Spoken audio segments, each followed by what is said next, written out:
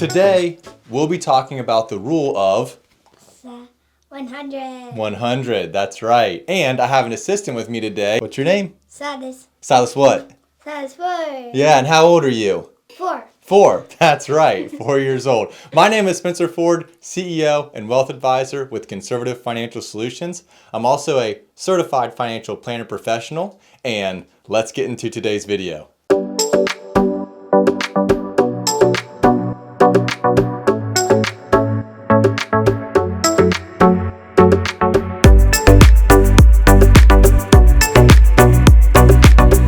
As I mentioned, today we will be discussing the rule of 100. and the rule of 100. is a financial guideline that suggests subtracting your age from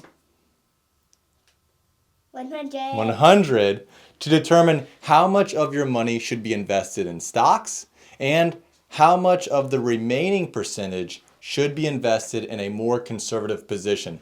Typically, the recommendation for that is bonds. Now, here's how it works. Let's assume that you're 60 years old. You subtract 60 from 100. 100 and you get 40. Therefore, 40% of your money should be invested in stocks and 60% should be invested in something more conservative.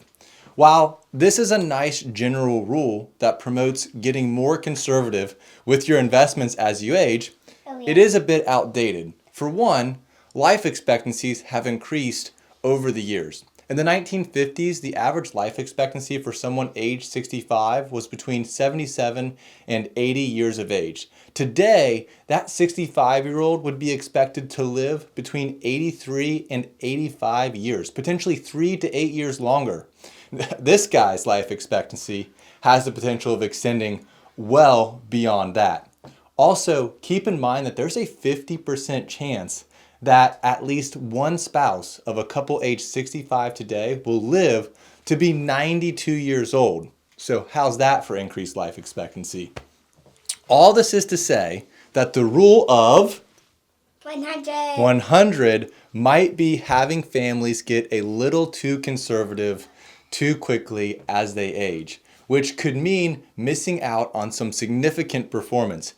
Today, instead of the rule of Silas 100. 100, many financial institutions are suggesting the rule of 110 or even the rule of 120. For example, if you are using the rule of 120 and you are 60 years old, instead of having 40% in stocks and 60% in conservative investments, you have 60% in stocks and the remaining 40% in conservative investments. Another reason why the rule of 100. might be broken is the typical recommendation for the conservative investment historically has been bonds. Over the past 20 years, the U.S. aggregate bond index has averaged a mere 3%, while the S&P 500 has averaged 11.87% over that time frame. Even worse, over the past 10 years, the U.S. aggregate bond index has averaged only 1.47%, while the S&P 500 has averaged 14.26. If you are overweight in bonds over this period of time, you potentially missed out in a major way when it comes to performance and the growth of your money. For this reason, we are big proponents of using alternatives outside of bonds for that conservative portion of the allocation. It's still important to have a portion of your money in conservative investments that protect you from losses, especially if you're taking income in retirement, but you still need your money to perform for you. That's why we're big proponents of using fixed index annuities for a portion of that conservative position. A fixed index annuity provides the opportunity to be linked to an underlying index like the S&P 500, taking advantage of the upside without any of the downside risk. Now, there are limitations to fixed index annuities, but many have outperformed the bond market in recent history, allowing families conservative investments to yield more for them while maintaining a conservative position for a portion of their money. To learn more about fixed index annuities, check out our other videos on this page.